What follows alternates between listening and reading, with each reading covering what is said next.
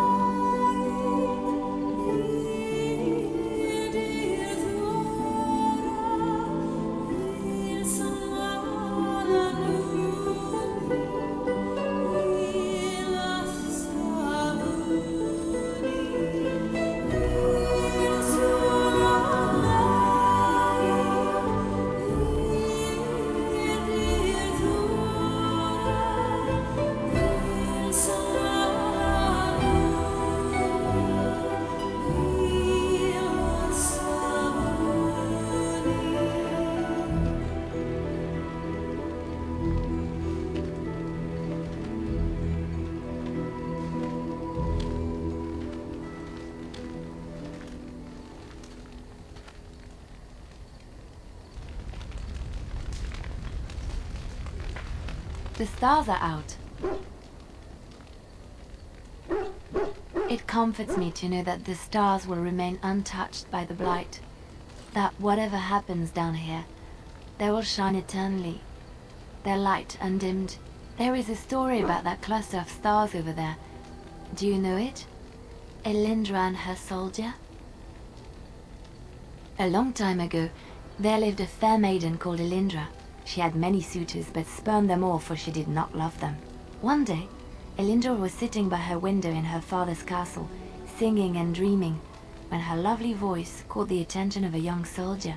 Entranced by her song, the soldier drew near to Elindra's window. As their eyes met, he fell in love with her, and she with him. When Elindra told her father about the man she had chosen, he was furious, for Elindra was high-born, but her love nothing more than a common soldier. To keep them apart, he had Elindra imprisoned in the highest tower of his castle, and sent her soldier to the wars. Alas, not a month had passed before news of the soldier's death reached Elindra. Alone in her tower, Elindra wept for her love, and beseeched the gods to deliver her from this cruel world. So earnest was her plea, that the gods themselves were moved. They gathered Elindra into their arms and lifted her high into the heavens, where she became a star. The gods also raised up the soul of Elindra's soldier love, and there he dwells, across the horizon from her. The band of stars between them is a river of Elindra's tears, cried for her lost love. They say that when Elindra has cried enough, she will be able to cross the river to be reunited with her soldier.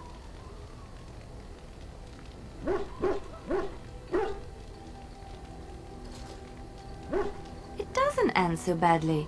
It ends hopefully. Elindra will one day be with her love again. We don't know when, but she will. This story is one of my favorites. A tale of a love so great and so enduring that it defies death and moves the gods to action. Sometimes I ask myself, does such a love exist? Can it exist?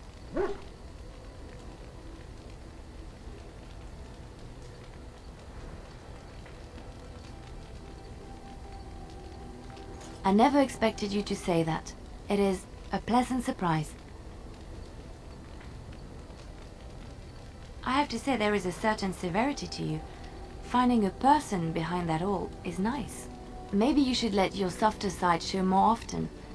Sometimes following your heart, not your head, leads you to remarkable places.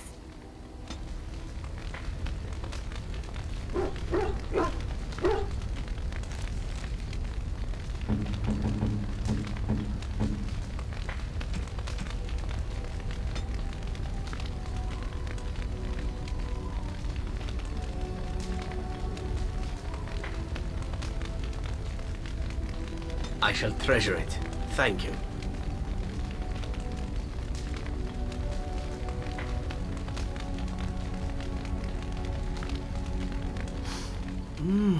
That smell.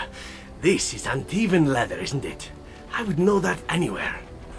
I don't know how you found it, but thank you. Now, if only you could find me a prostitute or two, a bowl of fish chowder, and a corrupt politician, I'd really feel like I was home. And they fit as well. Marvelous!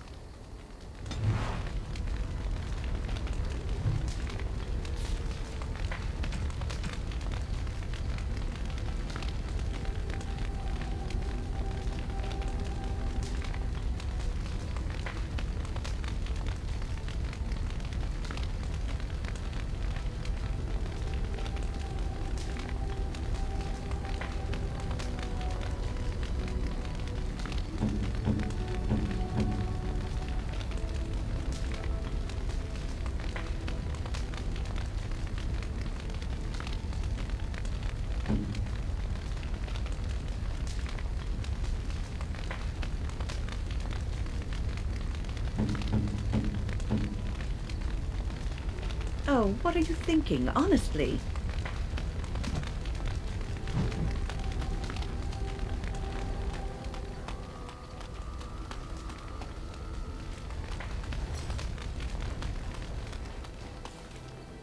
It speaks. Different? Different than what? Different than a statue? Different than a log? Should I talk in a monotone? Yes, master, I exist to serve the master. I shall kill for the master and only for the master. Perhaps it expected me to have a booming voice. Recite limericks. I can recite limericks, if it likes. Mostly they involve slaughtering pigeons in creative and invasive manners. I have never met another golem. I have no idea what one might be like, or why I wouldn't be like them. Why? Has it met other golems? Did they not sound as I do? I don't know what other golems might be like, but I am already superior by virtue of my free will. This is a good thing. Imagine the benefits. No need to eat or sleep or perform other functions. Walk underwater, crush the heads of every opponent. The possibilities are limitless. Barring the occasional 30 years or so of paralysis, there's little to compare. Now stop talking so much. The wagging of its moist little tongue is distracting.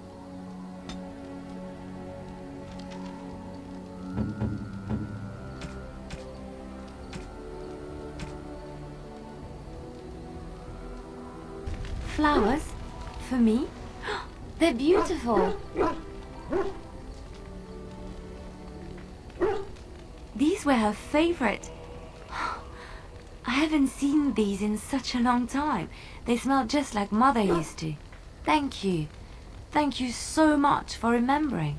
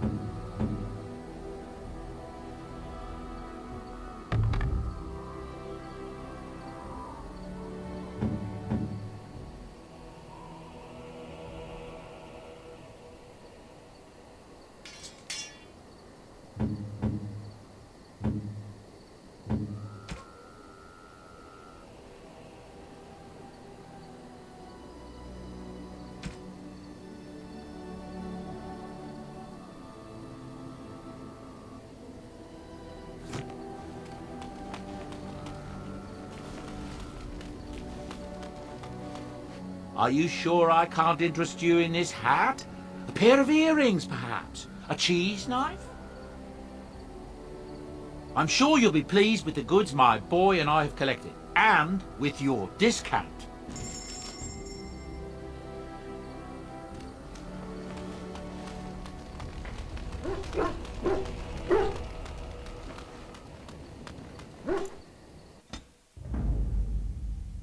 Yes.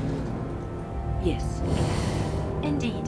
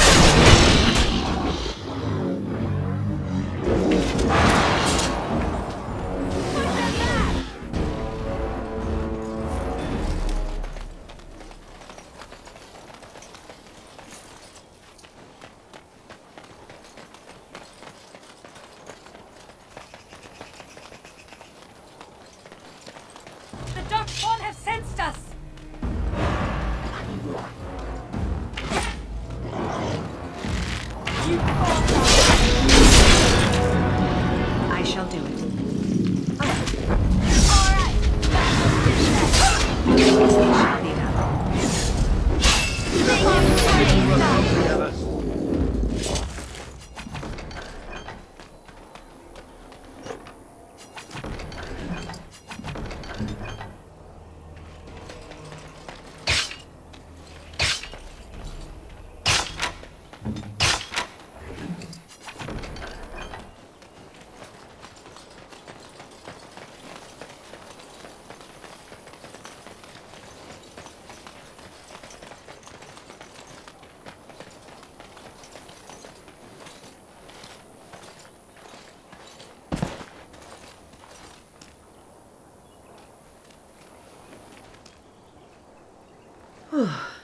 I fell.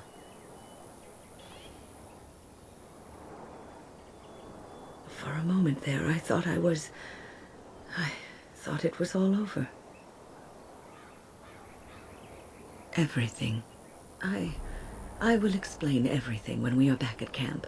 Now is not the time.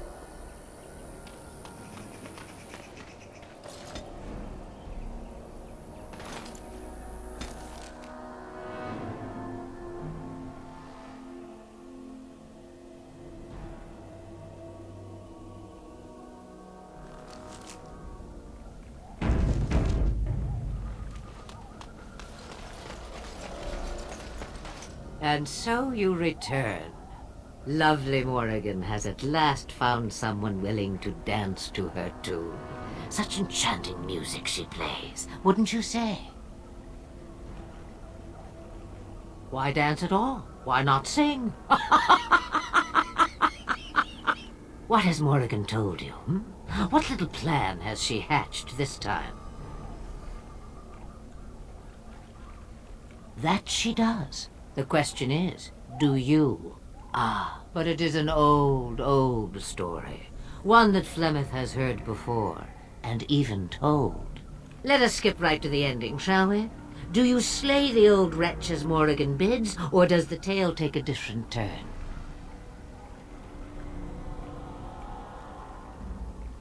Choice. There is power in choices, as there is in lies. I shall give you one of each. Morrigan wishes my grimoire? Take it as a trophy. Tell her I am slain.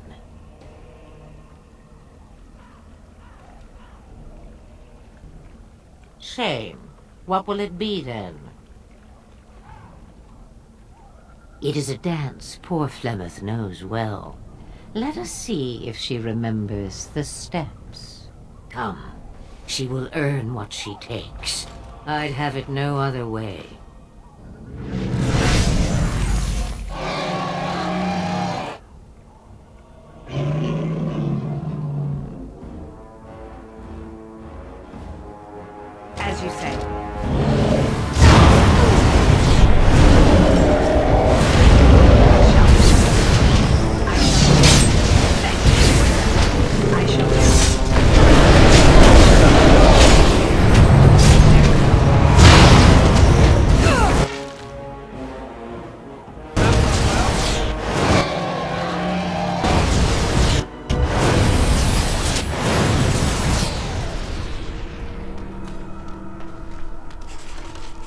It is begun.